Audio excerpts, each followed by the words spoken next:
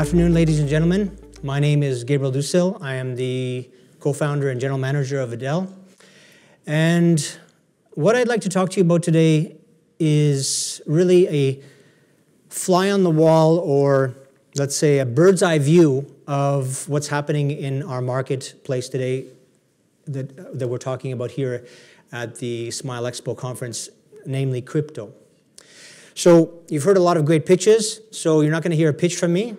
We really want to kind of give a visionary view of what's happening in this crypto market. And I'd like to start that from a quote by Abraham Lincoln during the Gettysburg Address that talked about a government that was for the people, of the people, and by the people. And I would argue that Bitcoin and blockchain are really a representation of that in the finance community. A coin that, for the first time in history, is by the people and for the people, of the people. So what I would like to really explore with all of you is, where do we go from here? Where is the future of this technology? And maybe given us some perspective of maybe what is going to happen in the next 5 years, 10 years, 20 years, and how we in this room and others in the blockchain space could potentially shape that future. So the first way I'd like to start that discussion is really discussing the concept of borders. And the idea here is really about the borders that we create as a society. Maybe it's from an anthropological perspective, but we create borders in terms of land and sea, physical borders. We create economic borders. We create language and cultural borders. There are many different borders that we create as a society, and we've been doing this for centuries. So borders is part of our life, but we also have a part of society that is trying to break down those borders. For example, we have international organizations, standards bodies.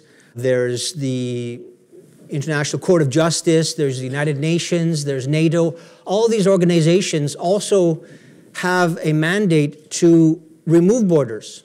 So as much as we're trying to create them, we're also trying to break them down. So taking this discussion further, let's look at it from the standpoint of protocols. If we look at, let's say, the first protocols that became borderless, in this case, it's GPS, the Global Positioning System developed by the US military, in order to have the ability on a global basis to be able to determine the position of devices around the world. Iridium came after that, developed by Motorola, in order to have a global communication platform, no matter where you were on the face of the earth, to be able to communicate. But in the meantime, the internet came along.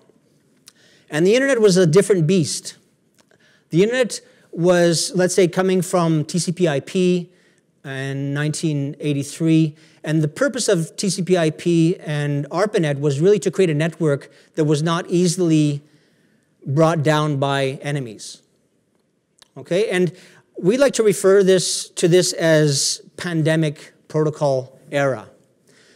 Similar to pandemic viruses, viruses are not easily contained once they're released into the wild. We like to refer to this as pandemic protocols. And shortly after that, or let's say as the internet developed, we had peer-to-peer networks, starting with the implementation of Napster in client-server type environments. But then we had BitTorrent, which really took away the server from the vulnerability of a centralized server. And we had peer-to-peer communications in torrents that are quite popular today. We believe that blockchain is just another iteration of pandemic protocols. Pandemic protocols that are omnipresent, they're persistent, they're incredibly difficult to tear down, even by the creators of the protocols themselves. And there is the notion that in order to really bring these pandemic protocols down, we'd essentially have to shut down the whole internet, which of course in itself is pandemic. So how do states really enforce their laws in face of these pandemic protocols?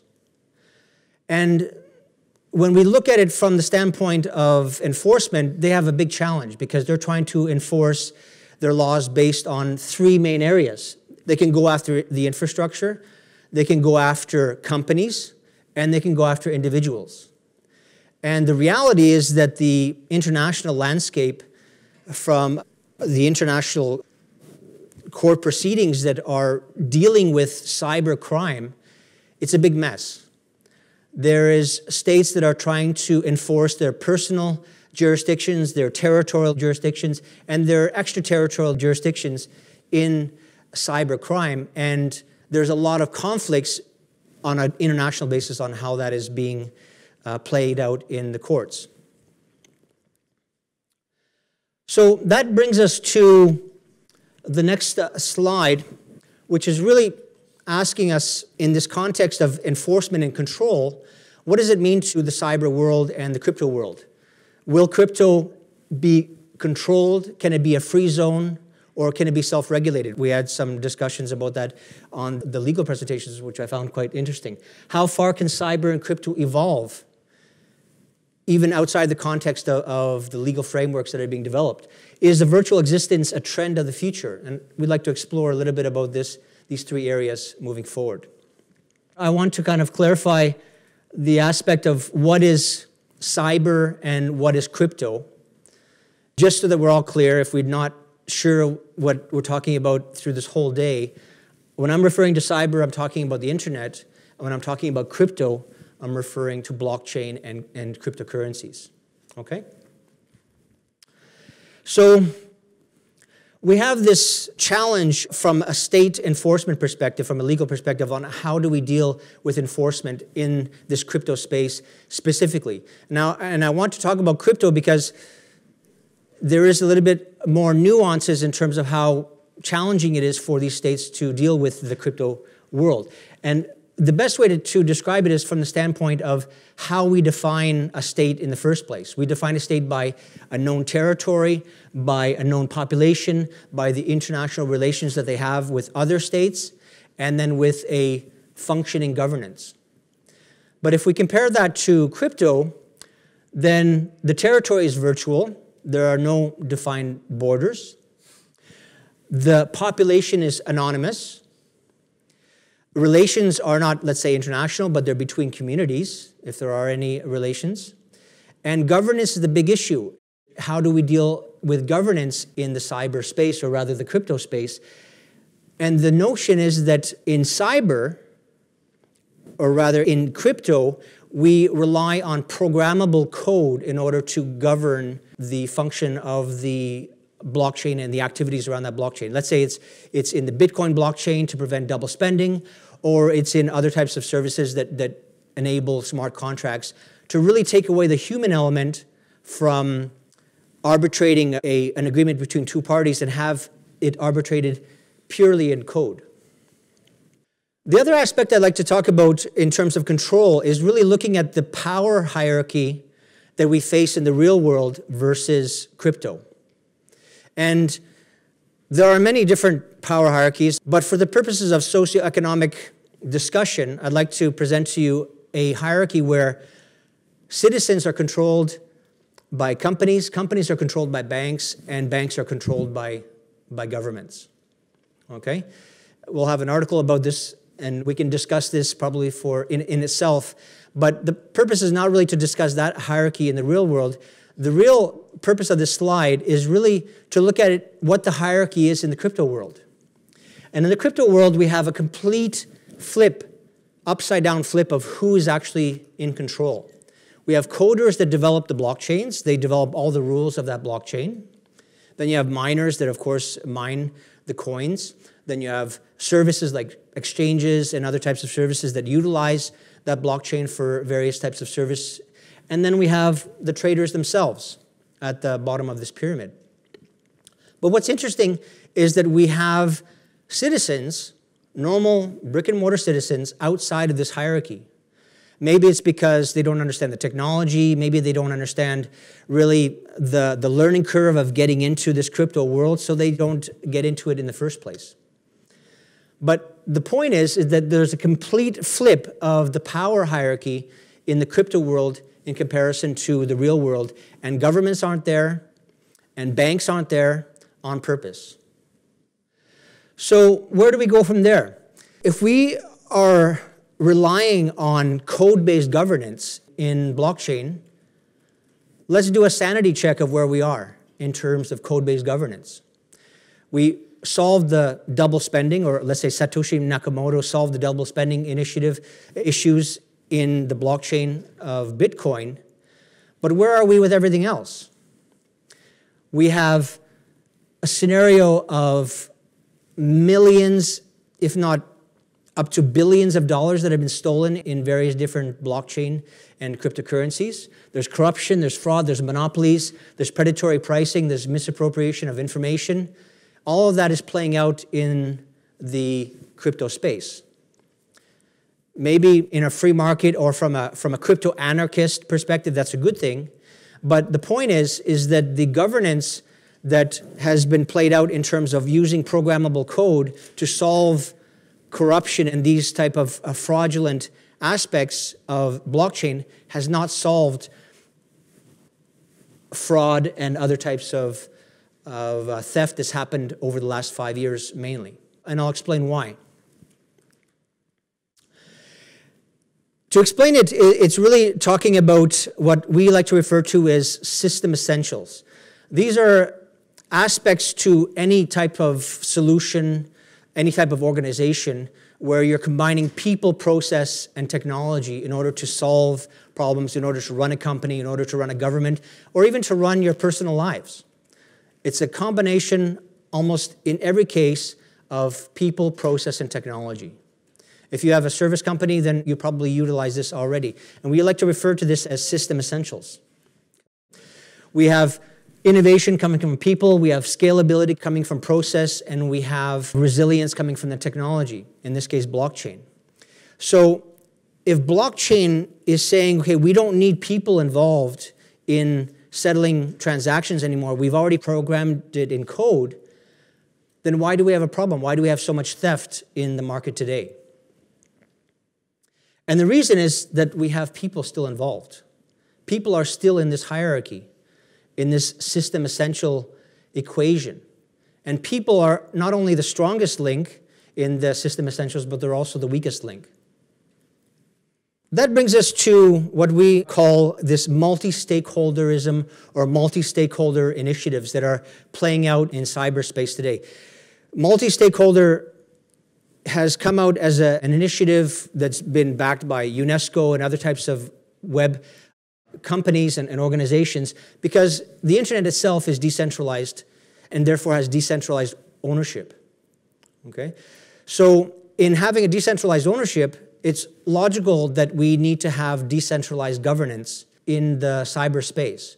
So I'm not here really to dispute that we require this decentralized governance in cyber.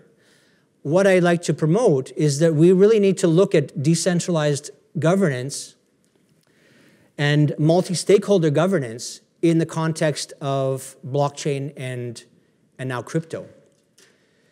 At the moment, we're acting as little tribes saying, my blockchain can beat up your blockchain, and you're the enemy, and our cryptocurrency is the best, and it's an us versus them game between all the blockchains.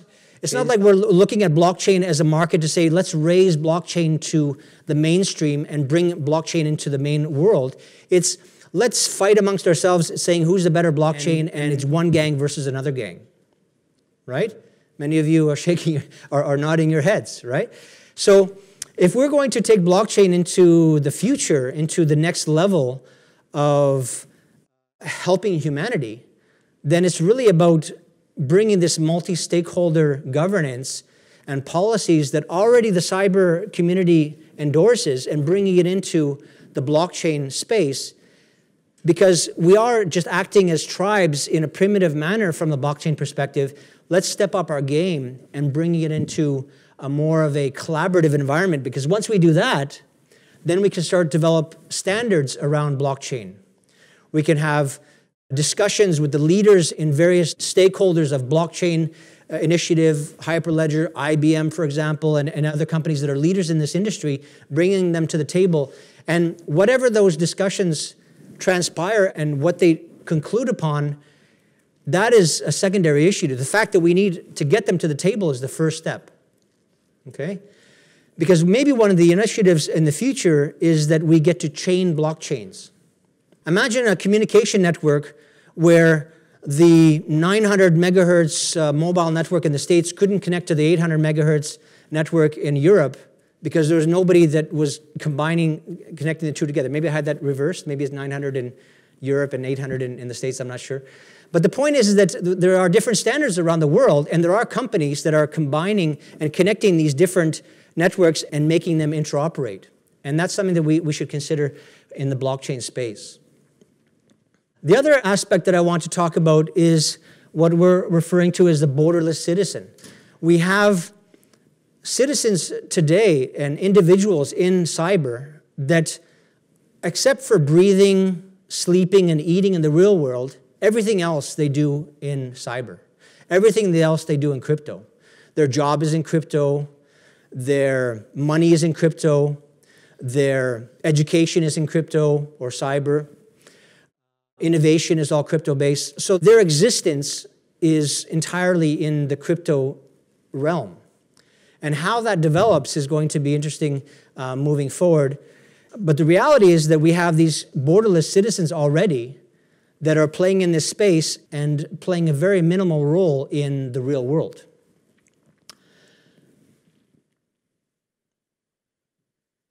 So are we ready for the future? Do you want a utopian future, or do you want a dystopian future? Right? Do you want a future of protection and safety and freedom, human rights, or do you want Big Brother and chaos and anarchy? And on purpose, I put everything in the middle because some see Big Brother and anarchy as utopian, and some see it as dystopian. So let's put them in the middle and decide which way we go. The point here is that blockchain likely won't be polarizing the future in one direction or another. Blockchain is not going to be a silver bullet in terms of bringing the future into a utopian one or into a dystopian one. They're both will grow together. Let me finish off by saying that we are a blockchain incubator. We incubate ideas. We have about 12 ideas in our platform right now that we're incubating within a community. And one of our projects is called iFin. It's going to be a decentralized exchange. We're going to launch it this year. And we're very excited about it. We've just launched the website, the homepage, a few weeks ago. And we're developing the code for it at the moment. Decentralized exchanges, if you're not familiar, is where you're not giving the private key to the exchange. You're keeping the private key for yourself in order to transact and trade.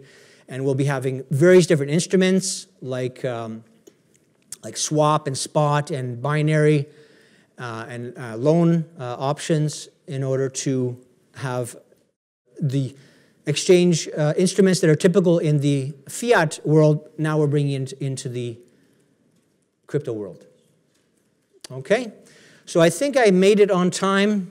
I'd like to thank you very much. I hope you found it entertaining. We wanted to give you a little bit of a, like I said, a visionary view of what's happening in the market today and maybe where the market could go in the future, and maybe some of you can participate in bringing that future to all of us. Thank you very much.